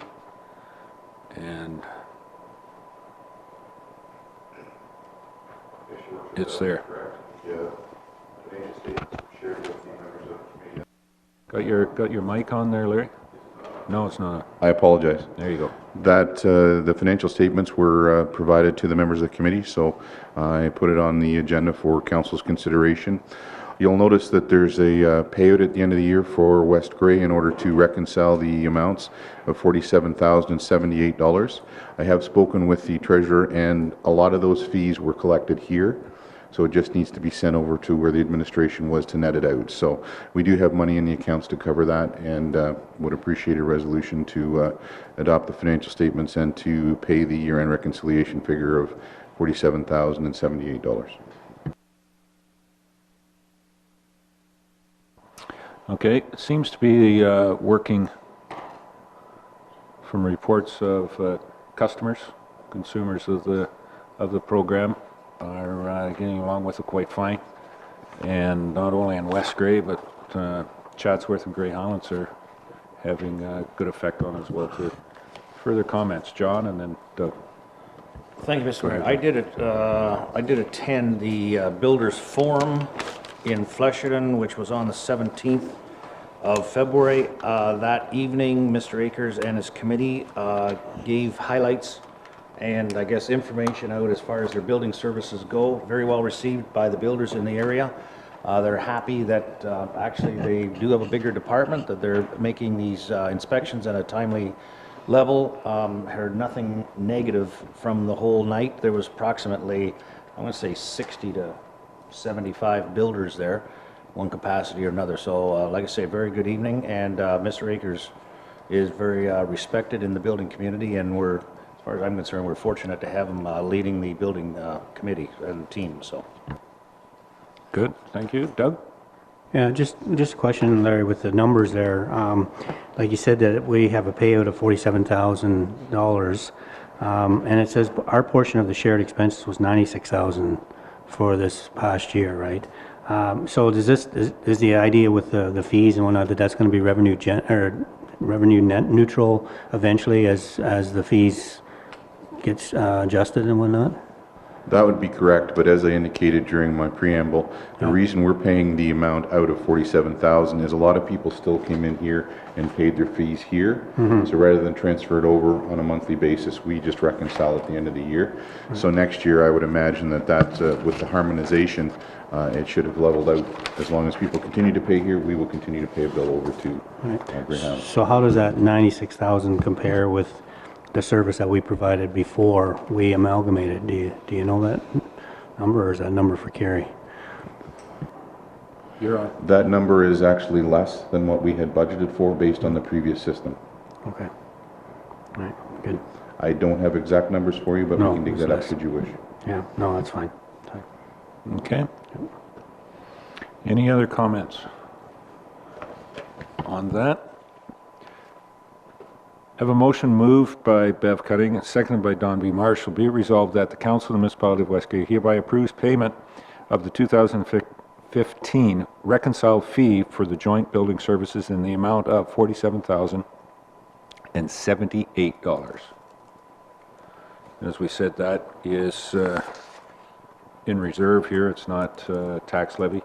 That's just reconciling the fees to clear it up at the office in Markdale. Any other questions or comments? Call the question. All those in favor? Any opposed? That's carried. There you go, Mark. Okay. Anything else, Larry? We had one other request for a delegation at the OGRA/Roma convention, which was not granted, and that was with the Ministry of Transportation. I received a voicemail on Friday afternoon from the ministry because I did request when they advised us that they would be unable to meet with us that this our request or our concern was sufficient enough to warrant a separate meeting with the minister. So the voicemail, which I have yet to return as it came in late Friday afternoon, as usual, was to give them a call and we can try and set something up. So I believe that is in process and hopefully we'll get a meeting with the minister in regards to our request for funding under the Connecting Lake program. So will that be a luncheon meeting? We'll meet them at Pebbles or down at the spot on Highway 6? I believe that's open for discussion, Your Worship. I'll be happy to pass along whatever directed to do so.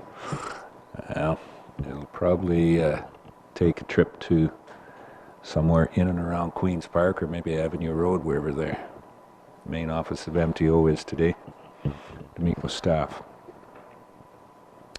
But certainly would be thankful and grateful for the opportunity to be able to sit down and have an hour-long discussion, give or take, with the staff and officials from MTO. And we'll see how that comes out. Any other questions for Larry or comments? I guess the one thing that we, at the building committee, the joint building committees, I think I've reported on that before. It was the 3 municipalities that were in on it, and Southgate has expressed the interest and looking forward to them joining in. So we'll have all four municipalities. Was it June 1st or May 1st that they were coming? May 1st they were coming in? May 1st, I believe, Your Worship, yes. That Southgate is going to join in. One of the comments was having the building officials, and we certainly have Terry Veenstra, who's worked for West Grey for a number of years and is now working with the joint, here in the office minimum of 2 days a week. And there was a thought about Southgate, would they need somebody, but they thought if the office was manned here, that individuals from the westerly part of Southgate, being the old township of Egremont, they wouldn't need an office in Southgate. That from Dundalkin area they could go to Markdale, and from here down to Mount Forest and into Egremont Township, that West Gray's they could set up meetings, schedule meetings here with the staff here in the West Grey office. So hopefully that'll work out as well too, and give us just that much more capacity going forward with this partnership. Okay. That's it, Larry. Thank you. That'll bring us down, Mark, if I'm not mistaken, to bylaws. And the first bylaw for recommendation today is bylaw number 17, which is a hazardous waste program. I have a motion moved by Rob Thompson, second by John A. Bell. Be it resolved that bylaw number 17, 2016, being a bylaw to approve and authorize the execution of the 2016 Household Hazardous Waste Program Municipal Participation Agreement between the Municipality of West Grey and the City of Owen Sound be now read a first, second, and third time, passed and numbered, and that the said bylaw be signed by the Mayor and the CEO, Deputy Clerk, sealed with the seal of the corporation, be engrossed in the bylaw book. This is an agreement we've had with the City of Owen Sound. It's on a monthly basis to be able to dispose of hazardous waste in a very environmentally conscientious manner. It's probably 7 or 8 years we've had this, Mark? 6 or 7? Yeah, it's been a while. So it's a renewal of that program. It's a slight increase in fees, but it's offset by some of the funding coming back from Waste Diversion Ontario. So it's about a revenue neutral program for us. Any comments or questions further on the bylaw itself? Recommended from Committee of the Whole to enter into this. Seeing none, I'll call the question. All those in favor? Any opposed? That's carried. Thanks, Mark.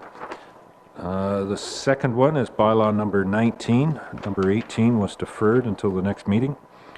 Bylaw number 19, moved by Bev Cutting, second by Don B. Marshall. Be it resolved that bylaw number 19, 2016, being a bylaw to confirm the proceedings of the March 7th, 2016 council meeting, be now read a first, second, and third time, passed and numbered, and that the said bylaw be signed by the mayor and the CEO, deputy clerk, sealed with the seal of the corporation, and be engrossed in the bylaw book.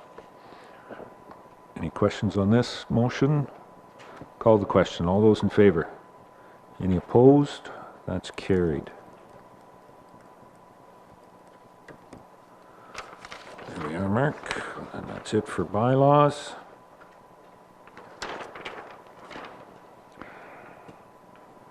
And that brings us back.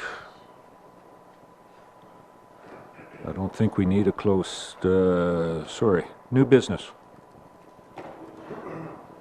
Notice of motion, addendums. Is there anything? No? Okay. Closed session, I don't think there is any need for that. Question period. At this point, we ask if there's any questions from anybody in the audience. Rebecca, thank you for enduring. You're still here, so you...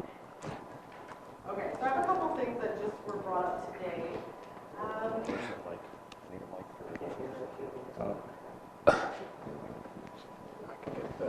Can you get the mic?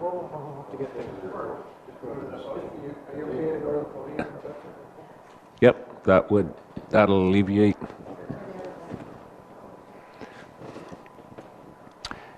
And there should be a button on the microphone there that it'll turn red. There you are. You're live. I'm Rebecca Herger from down by Ayton. I have a few concerns with respect to the library as it was discussed earlier. It seems that it's still pretty agitating, the situation of the library, and the idea that our tenant has brought forward some items that, as a landlord, we should be addressing. I feel that this paperwork where they've documented, they've listed out their concerns is reasonable. I feel like we have competent people, our building inspector that we've all applauded today. I feel that we should send him to these buildings and have him assess the situation. I also feel that part of the action plan does provide for this, as we will be reviewing all of our assets and taking a look at any shared services that we can provide, as well as the comprehensive service review. All of these items in the action plan lend itself to having more of a discussion, an open discussion with our tenants about the needs of the buildings that we provide. I think that's clear enough. Very good. So I actually really do feel like the building inspector should be sent to our buildings, give us a report back so that you guys can make a decision that is not emotionally charged, let's say, with the library board. Thank you. Also, I believe that another part of the action plan that was discussed was the need to communicate our services, activities, going-ons with the population better. I feel that the 2% that responded to the surveys that were sent out, I think that falls short of what we would consider a necessary mandate. Maybe it's viable. I don't feel like it's actually representative, though. And I feel that the municipal communication could be enhanced by having all council meetings recorded. I also feel that each councillor should have a microphone so that we can hear every detail, making sure that we don't miss a great idea that someone puts forward. So I think that all meetings should be televised and or broadcast on the web. And if you do listen to the website, I feel that sometimes it is very difficult to hear councillors speaking, and that's why the necessity for individual microphones. I know that that was just re-evaluated, but I do feel that upon further review online, it is very difficult to hear everyone, and I think that would enhance our ability to communicate. The third point on that, there is something, it's called SurveyMonkey, and that is an online item that we can post our questions to our constituents and then be able to get direct feedback from them. It might be a cheaper, more reasonable way to touch base with our constituents and see what their needs are, and then to be able to address them the same. I know that Minto, the township of Minto, has online surveys very frequently for economic development purposes, for just making people aware of what's at issue with our council, and then getting that direct feedback. I think it's really helpful. The final thing I would address on this would be for municipal communication, is that we would get in touch with our younger tax base, and I think a good way to do that would be through a Facebook or Instagram or something like that, where we are promoting our municipality, but keeping in mind that there are a much younger audience, that it's really easy to get a hold of people via text, and I understand we have the notices that come via email and so on, but I think if we're trying to promote economic activity in our area, I think that a Facebook, you know, geez, you can get information out there very quickly, and people can like it and they can share it, and then there's people outside of their area, the township, that could have access to that and could be invited just online. Maybe we're coming there for the weekend. It might be a great way to promote the activities that are going on in our municipality, as well as be informed about council meetings and so on. I think it's a great idea. So I will leave you with those few thoughts as to how to improve communication. I'll look forward to a generous dialogue this year. Thanks so much. Excellent. Thank you very much, Rebecca.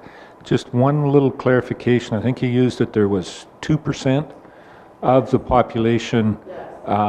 Yes, that was 2% of the population of West Grey responded, but it was out of the surveys that were sent out. Yes. For our 2020 action plan. I believe we were at about 20 some odd percent of the surveys that were mailed out were returned. So we took one in every 7 household and sent a survey randomly, just went down the list of households.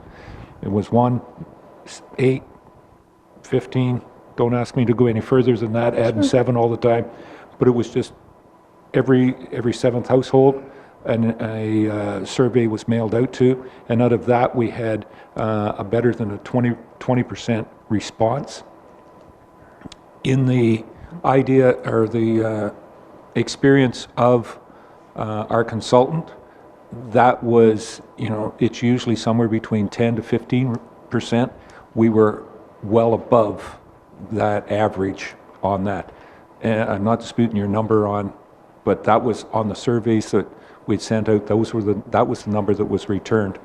When you figure it over the total population, yeah, we were down. You know, it's a 2%. You're right, but on the surveys, it's 20%.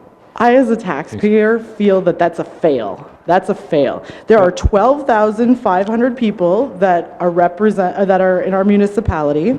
Of that, 734 households, I'm drawing this right from the action plan, 734 households were chosen at random, and 172 households have now helped us with a $26,000 consultation fee to have an action plan for the next few years. 172 households have helped form the action plan for the next 4 years. I call that a fail.